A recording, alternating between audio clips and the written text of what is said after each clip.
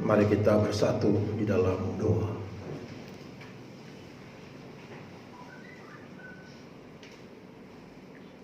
Kasih Tuhan yang sempurna,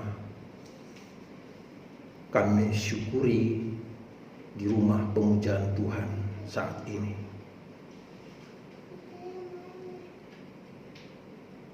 Kami naikkan hormat dan juga terima kasih kami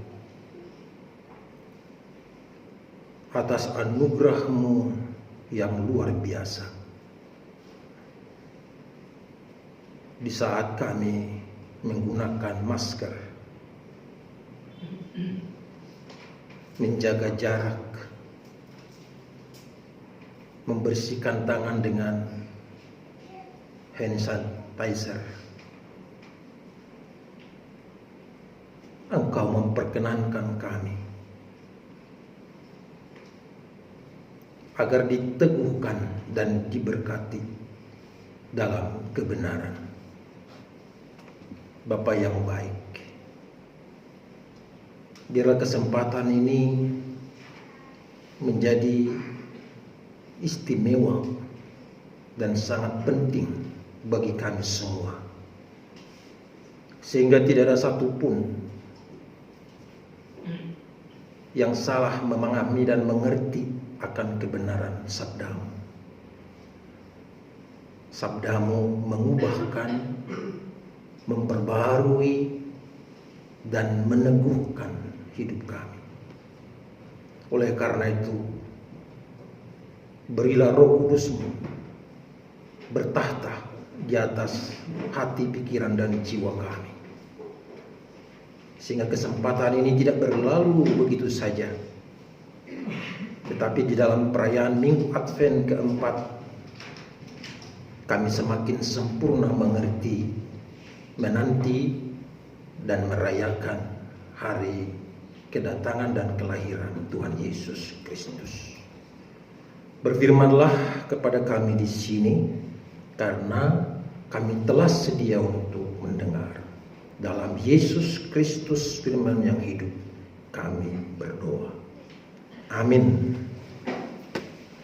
Ibu bapak saudaraku yang kekasih di dalam Tuhan, pembacaan firman Tuhan dalam Minggu Advent keempat terambil dari Pertama Yohanes pasal 4. Pertama Yohanes pasal 4, pembacaannya pada ayat 7 sampai dengan ayat 21.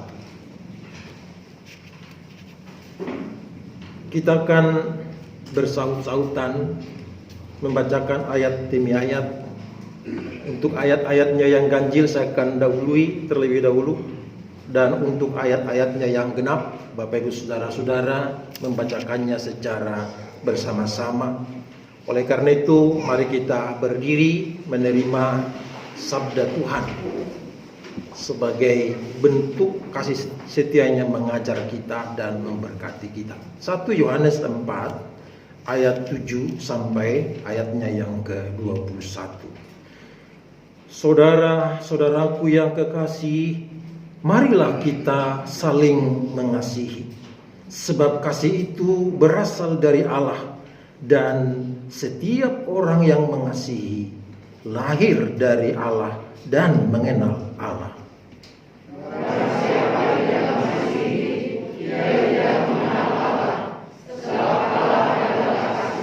Dalam hal inilah kasih Allah dinyatakan di tengah-tengah kita, yaitu bahwa Allah telah mengutus anaknya yang tunggal ke dalam dunia supaya kita hidup olehnya.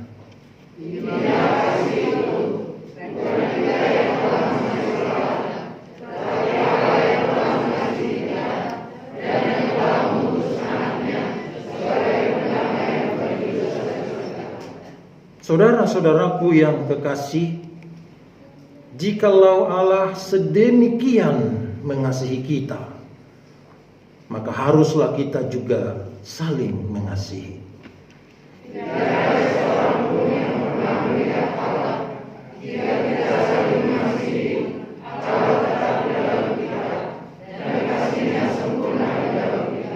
Demikianlah kita ketahui bahwa kita tetap berada di dalam Allah dan Dia di dalam kita. Ia telah mengaruniakan kita mendapat bagian dalam roh-Nya. Dan kami dalam Dia dan bersaksi bahwa Bapa telah mengutus Anaknya menjadi juru selamat dunia. Barang siapa mengaku bahwa Yesus adalah anak Allah, Allah tetap berada di dalam Dia dan Dia di dalam Allah.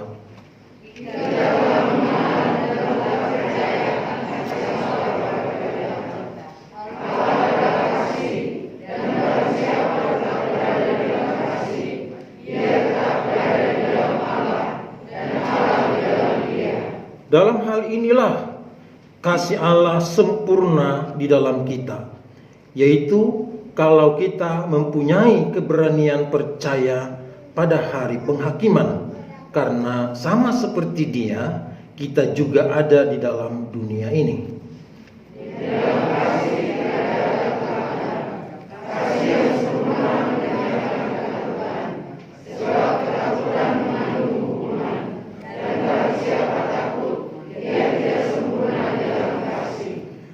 Kita mengasihi karena Allah lebih dahulu mengasihi kita.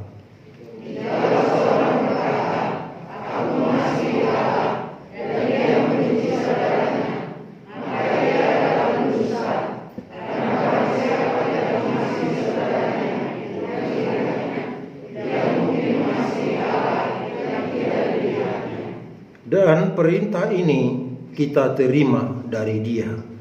Barang siapa mengasihi Allah, ia harus juga mengasihi saudaranya. Demikianlah firman Tuhan. Terpujilah Tuhan Yesus Kristus. Hendaklah perkataan Kristus diam dengan segala kekayaannya di antara kamu. Dan ucaplah syukur kepada Allah. Kita nyanyikan bersama Maranatha.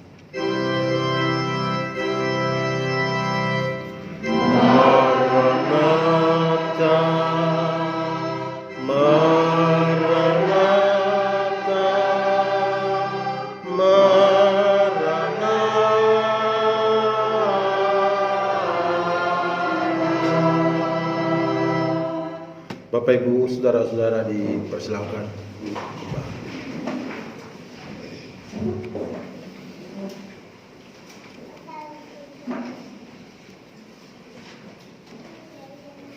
Shalom, Bapak Ibu saudaraku yang kekasih dalam Tuhan. Ini pekan terakhir atau minggu keempat kita merayakan minggu-minggu Advent. Bila kita ikuti dengan cermat sejak lilin 1 sampai dengan lilin keempat, semua tema khotbah tidak hanya GKO, ada juga gereja lain menggunakan tema yang sama. Jadi sungguh menjadi ucapan syukur kepada Tuhan betapa tidak hanya gereja Kristen Okumene, tetapi juga ada gereja-gereja anggota PGI yang bersama-sama dengan kita menggumuli tema khotbah selama minggu-minggu Advent. Pada minggu Advent yang pertama kita merenungkan tentang persahabatan saling memulihkan. Bagian itu mau menekankan kepada kita kesetaraan. Tidak boleh ada yang menyendiri, tidak boleh ada yang terluka, tidak boleh ada yang tersakiti, tapi semua disejajarkan. Advent kedua yaitu persahabatan saling tolong-menolong. Kita tidak boleh menjadi di luar tim, tapi kita menjadi satu tim. Komunitas namanya. Komunitas yang peka, yang memberi perhatian antara temannya yang satu dengan temannya yang lain. Dan bila temannya jatuh, maka diulurkan tangannya untuk menolong. Minggu Advent ketiga, minggu yang lalu, persahabatan saling membangun. Tema itu mau memberikan kepada kita sebuah sinyal bahwa perjalanan hidup penuh dengan tantangan, badai, bencana, bisa rubuh saat bergerak, bisa mengalami bencana sebelum bangun. Tapi dengan membangun mereka yang rubuh, yang terkena bencana, maka mereka akan bersama-sama menikmati hidup yang diberkati oleh Tuhan. Dan hari ini menjadi lebih spesifik lagi, persahabatan saling mengasihi. Bapak Ibu Saudaraku yang kekasih di dalam Tuhan, Alkitab kita yang terdiri dari Perjanjian Lama dan Perjanjian Baru. Perjanjian Lama 66 kitab, 929 pasal, 23.145 ayat. Kemudian Perjanjian Baru 27 kitab, kemudian 260 pasal dan 7.958, saya ulangi, 7.958 ayat. Maka Alkitab kita yang berjumlah 31.171 ayat diringkaskan dengan satu kata, yaitu kasih.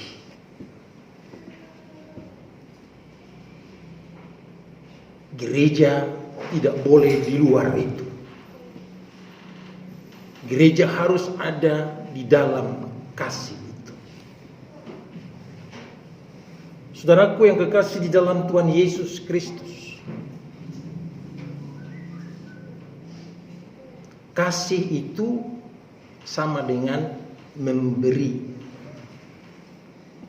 Kasih, memberi, beri. Tapi kita mau selidiki dulu. Kita mau menghayatinya secara firman Tuhan. Mengapa beri disejajarkan dengan kasih? Saudaraku yang kekasih dalam Tuhan Yesus Kristus, dalam kitab Kejadian pasal 1 ayat 26, di situ dijelaskan, marilah kita menciptakan manusia yang segambar dengan rupa Allah. Bentuk kasih yaitu menciptakan manusia yang segambar, sekarakter, seperilaku, segaya hidup. Kalau dikatakan secara fisik gak mungkin Allah berwarna-warni, karena ada manusia warnanya hitam, warnanya kuning, warnanya unyu-unyu. Tapi diciptakan manusia itu sekarakter. Bapak Ibu jemaat Tuhan yang dikasihi Kristus, itulah kasih. Kita tidak diciptakan hanya sebagai petugas. Kita tidak diciptakan hanya sebagai pengawas. Kita diciptakan segambar. Segambar dengan rupa Allah. Ibu bapak saudaraku yang kekasih dalam Tuhan, inilah yang menjadi sorotan utama dalam kehidupan manusia. Gambar Allah sering menjadi samar-samar dari dalam diri manusia. Gambar Allah sering tidak kelihatan karena ditaruh di tempat yang gelap. Jadi tidak nyata. Padahal gambar dan rupa Allah harus ditempatkan di mana? Dalam bacaan kita hari ini dikatakan dalam tempat yang terang. Mengapa di tempat terang? Supaya kelihatan, supaya jelas, supaya nampak. Saudaraku yang kekasih di dalam Tuhan, karena kita dikatakan dalam tema persahabatan saling mengasihi, ternyata Tuhan yang menciptakan manusia segambar dengan rupa Allah memiliki kepekaan. Jadi orang yang memiliki kasih, dia harus memiliki kepekaan, peka. Orang yang peka, dia tidak mau membiarkan dirinya atau orang lain mengalami dalam berbagai situasi-situasi buruk. Orang yang peka adalah orang yang selalu hadir memberikan solusi, yaitu jalan keluar. Ibu bapak saudaraku yang kekasih dalam Tuhan, jadi ketika manusia diciptakan segambar dengan rupa Allah, manusia tidak dapat mempertahankan dirinya sebagai mahkota ciptaan. Dan kita baca jatuh dalam dosa. Kita lihat di dalam kitab Kejadian pasal 3 itu, manusia tidak mampu hidup di alam kebahagiaan di Taman Eden. Manusia tidak dapat mengendalikan dirinya di Taman Eden, di taman kebahagiaan. Manusia sebagai ciptaan Allah tidak dapat mandiri ketika dicobai oleh iblis, yaitu ular. Manusia berubah setia kepada Tuhan. Oleh karena itu Bapak Ibu jemaat Tuhan yang dikasihi Kristus, bila dikatakan dengan tema khotbah persahabatan saling mengasihi, kepekaan Tuhan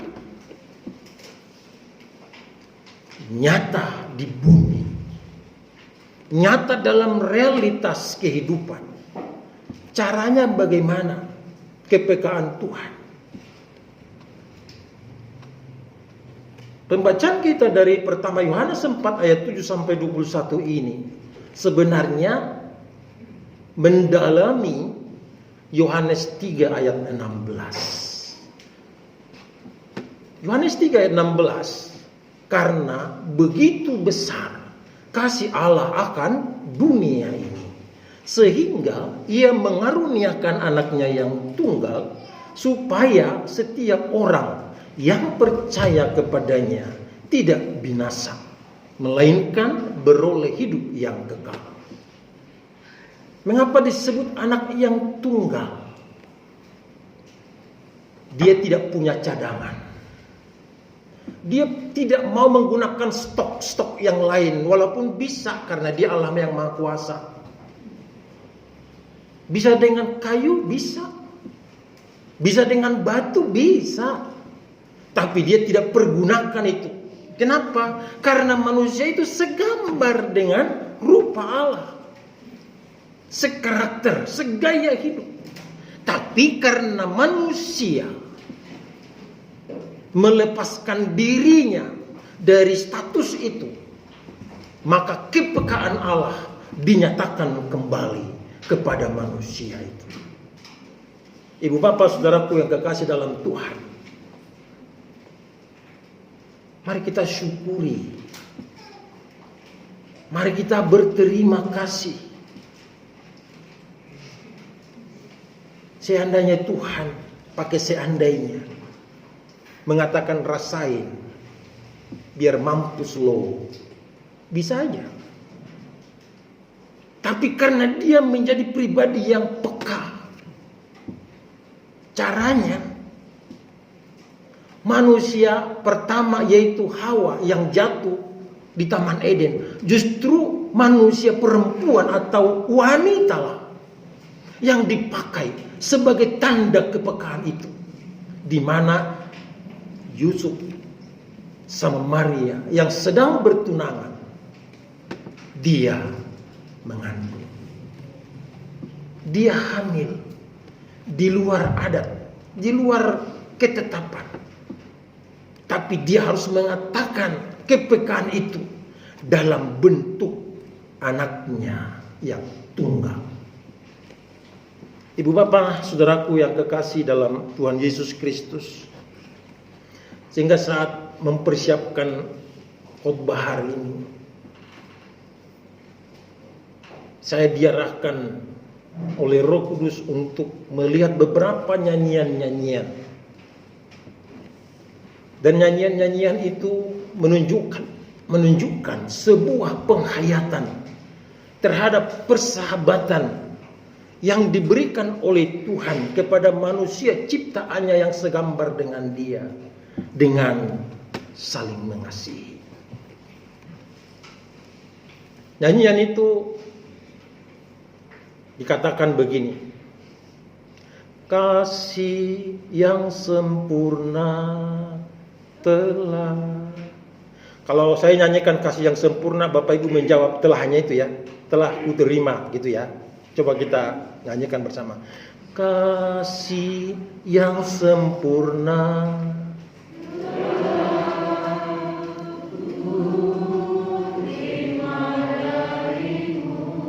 stop dulu. Kata telah bukan akan. Kata telah itu sama dengan sudah. Jadi kalau kita menerima kasih Tuhan, bukan nubuatan, tapi realitas. Kita coba ulangi sekali lagi ya. Kasih yang sempurna ku terima darimu, bukan karena kebaikanku, hanya oleh kasih karuniamu kau pulihkan aku, layakkanmu. Dapat memanggilmu Bapa, dapat memanggilmu Bapa, kau beri yang ku pinta. Saat ku mencari, ku mendapatkan, ku ketuk pintumu dan kau bukakan, sebab kau Allahku, Bapa yang kekal. Takkan kau biarkan aku melangkah hanya sendirian. Kau selalu ada bagiku, sebab kau Bapakku, Bapa yang kekal. Ibu Bapa, saudaraku yang kekasih dalam Tuhan, ternyata kasih yang sempurna bukan seperti iklan yang akan digenapi atau akan datang, tapi kasih yang sempurna telah kembali memanusiakan manusia. Harkat dan martabat yang pernah terjerumus di Taman Eden, kini dengan kasih yang sempurna dipulihkan menjadi status ataupun identitas kita menjadi anaknya yang dikasihi. Itulah gereja. Itulah kita. Itulah saya dan saudara. Maka gereja tidak boleh ada perang. Tidak boleh ada perpecahan. Tidak boleh ada kelompok-kelompok. Tidak boleh ada sikut-mensikut. Tidak boleh ada saling menyakiti dan melukai. Karena gereja hidup di dalam kasih. Bila konsep ini berubah, bila pemahaman ini tidak menyatu dengan kepribadian seseorang, lihat, gereja sama dengan dunia. Tidak ada bedanya gereja dengan dunia. Di dunia terjadi perlakuan-perlakuan yang di luar Alkitabiah. Di gereja pun terjadi perlakuan-perlakuan yang tidak manusiawi atau tidak Alkitabiah. Bapak Ibu jemaat Tuhan yang dikasihi Kristus. Nanti tanggal 24, beberapa hari lagi dari sekarang, kita tidak lagi mengumpulkan persembahan dengan tradisi biasa. Kita mengumpulkan persembahan dengan namanya persembahan palungan. Itu di tanggal 24. Dan bila majelis telah membagikan amplop kepada Bapak Ibu Saudara, ada hal yang penting untuk dibaca, dipahami, yaitu dalam ayatnya Matius 1 ayat 21. Di situ dituliskan, ia akan melahirkan anak laki-laki dan engkau akan menamakan dia Yesus, karena dialah yang akan menyelamatkan umatnya dari dosa mereka. Memang persembahan kita tidak ada apa-apanya, karena dosa kita diampuni, tempat kita diperbaiki kembali, bukan lagi di dalam sebuah kehinaan, tapi di dalam sebuah kemuliaan.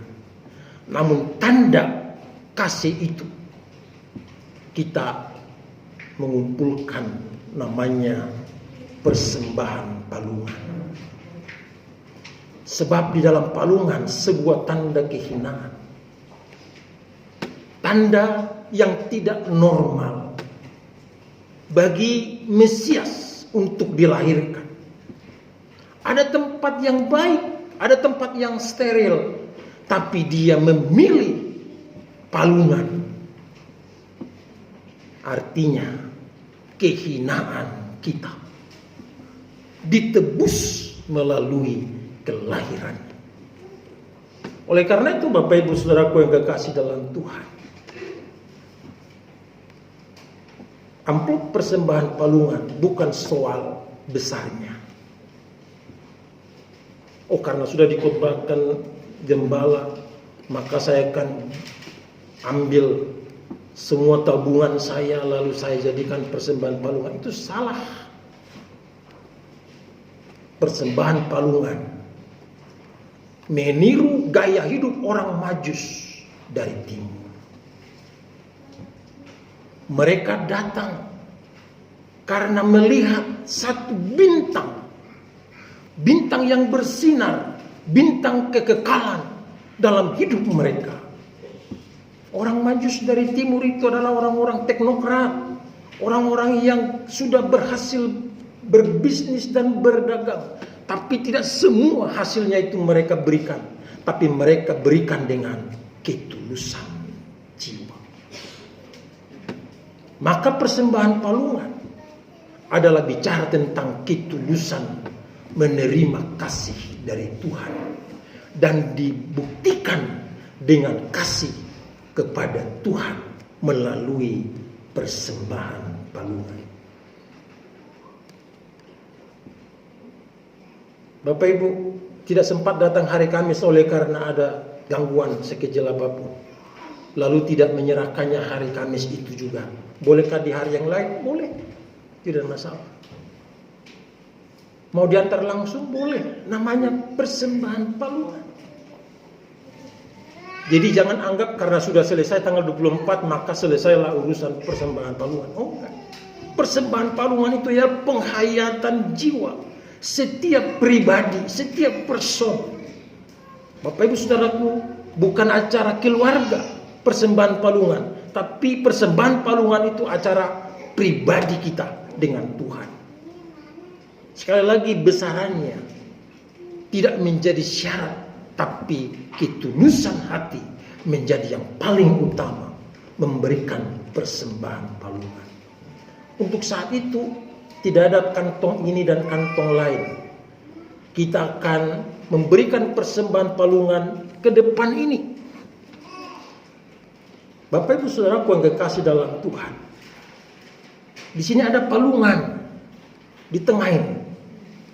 Tapi saat Bapak Ibu memberikan persembahan palungan, ada ibu-ibu majelis yang bernyanyi paduan suara mengiring seluruh ketulusan hatimu, tanda kasihmu kepada Tuhan. Ini adalah momen penting malam Natal kita. Malam Natal jangan cederai, jangan dicemarkan dengan pemberontakan hidup, dengan berbagai sikap yang bertentangan dengan kasih Tuhan.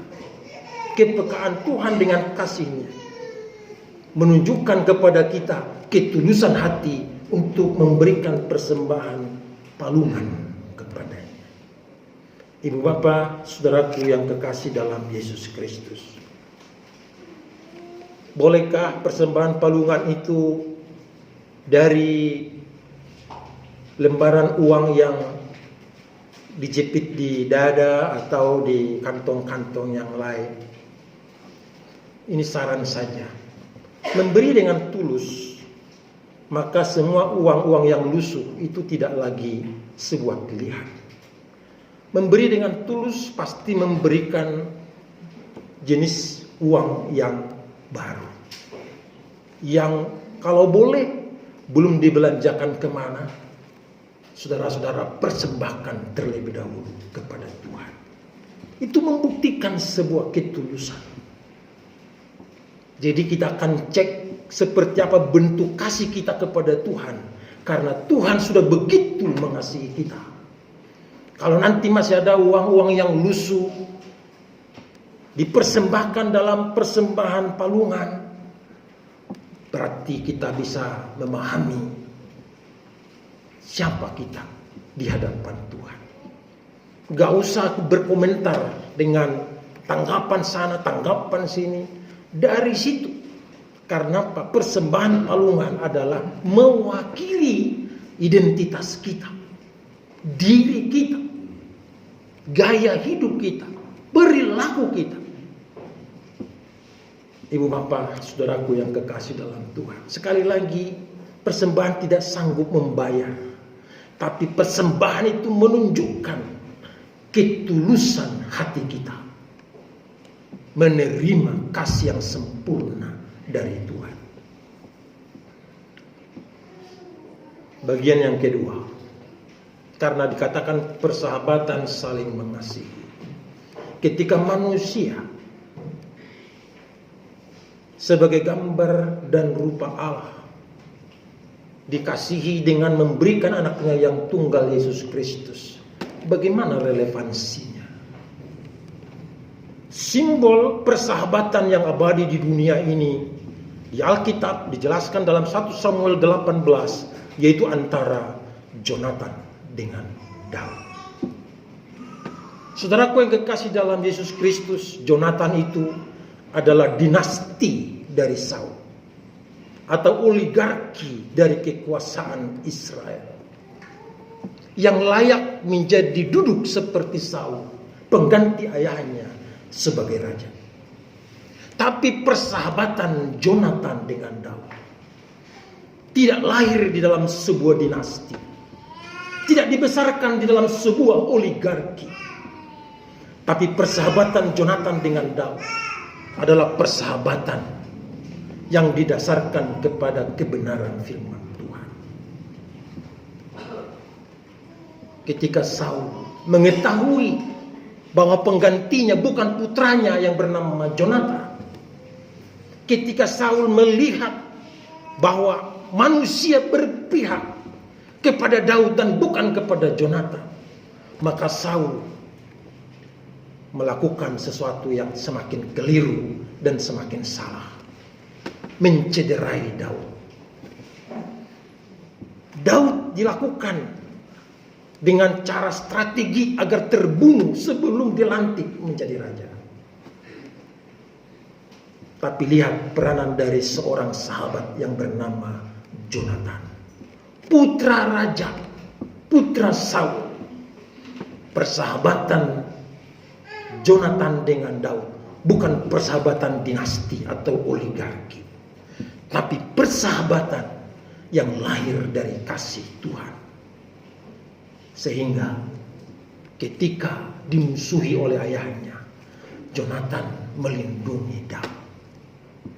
Ketika disuruh melakukan sebuah pertunjukan musik, kemudian dilempar dengan lembing, Jonathan hadir menyelamatkan Daud. Saudaraku yang kekasih dalam Tuhan, kalau dari dulu dalam cerita Alkitab sudah terjadi persahabatan saling mengasihi, lalu masa kini di waktu, di tempo yang sudah diberikan oleh Tuhan bagi kita, persahabatan apa yang harus kita terapkan dan kita kembangkan di dalam bergereja, di dalam bermasyarakat, di dalam berkomunitas. Saudaraku yang kekasih dalam Tuhan, Jonathan tidak ambisi dengan putra raja mengganti ayahnya. Jonathan melihat kemuliaan Tuhan yang ada di dalam dirinya, yang dipindahkan oleh Allah kepada dirinya, sehingga itu jugalah yang dibagikan, diterapkan kepada Daud sahabatnya. Biar bapaknya membenci orang lain, anaknya tidak ikut-ikutan. Kira-kira seperti itulah bahasa Babelannya, bahasa kita sehari-hari. Biar keluarga memusuhi seseorang, tapi anak-anaknya rukun dan baik-baik di dalam kehidupannya.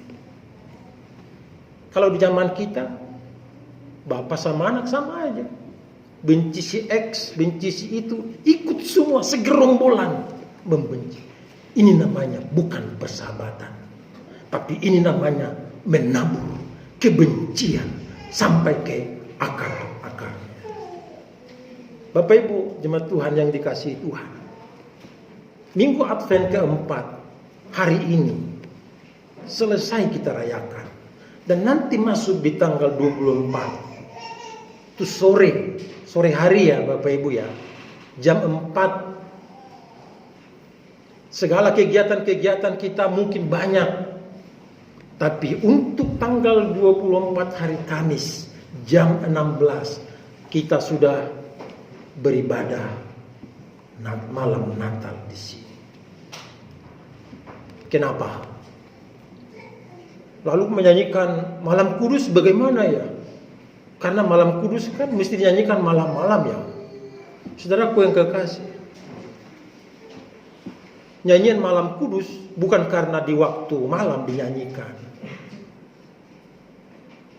Malam Kudus dinyanyikan ketika terjadi perang di Jerman. Dan ketika nyanyian itu didengar, maka senjata berhenti dan bendera putih dinaikkan. Itu artinya Malam Kudus. Tidak ada kebencian, tidak ada perang, tapi yang ada ialah kedamaian. Lalu bisa dinyanyikan pagi hari Malam Kudus? Bisa aja. Yang penting apa? Damai. Yang penting hatinya bersih, suci. Tidak ada lagi perang.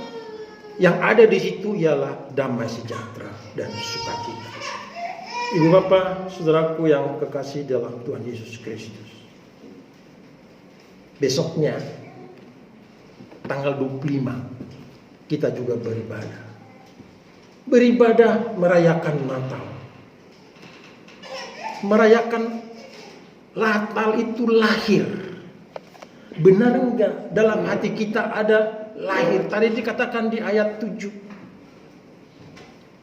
Semua orang yang mengasihi Allah adalah orang yang lahir dari Allah. Kita memang ada 9 bulan di dalam kandungan ibu kita masing-masing. Tapi soal hidup di dalam kasih berarti lahir dari Allah. Kembali lahir dari sumbernya. Ibu bapak, saudaraku yang kekasih dalam Tuhan. Gereja kita, Bapak Ibu di mana ada di dalamnya, akan membaptiskan pribadi-pribadi yang belum pernah kita lihat dan belum pernah kita kenal. Begitulah cara Tuhan mengasihi gereja ini. Dari yang tidak bisa kita tahu, Tuhan bisa hadirkan. Dari yang tidak bisa kita harapkan, Tuhan bisa datangkan. Maka itu sesuatu yang sangat istimewa. Kita semua terbatas adanya. Tapi cara Tuhan menghadirkan jiwa untuk dibaptis di tempat kita seperti ini adalah rencana Allah yang penuh kasih kepada kita. Saudaraku yang kekasih dalam Tuhan, adakah Indira dan abangnya? Ada? Silakan berdiri. Bapak Ibu, beri dulu tepuk tangan buat kedua anak. Belum pernah kita lihat dan hari ini kita lihat dan kita kenal. Mereka akan menerima sakramen baptisan kudus pada tanggal 20 ini. Cara Tuhan memberikan kepada kita semangat dan jiwa untuk ditebus dan diselamatkan. Silakan dulu. Soal acara sakramennya, itu cara Tuhan memberikan peneguhan menggunakan para pelayan-pelayan majelis jemaat. Oleh karena itu Bapak Ibu Saudaraku yang kekasih dalam Tuhan, karena situasi kita ada di wabah pandemi virus COVID-19, maka bentuk atau teknis dari pelaksanaan sakramen baptisan kudus akan sedikit lebih unik dari yang biasa. Saya tidak jelaskan uniknya di mana. Yang penting hadirlah mengikuti sakramen baptisan kudus. Itu pada ibadah sesi kedua. Ibadah sesi pertama tetap Natal dan ibadah sesi kedua Natal dan sakramen baptisan kudus. Persahabatan, saling mengasihi adalah ciri khas dari jiwa pribadi insan yang sudah menerima kekekalan dan keabadian dari Tuhan. Tuhan memberkati firman-Nya.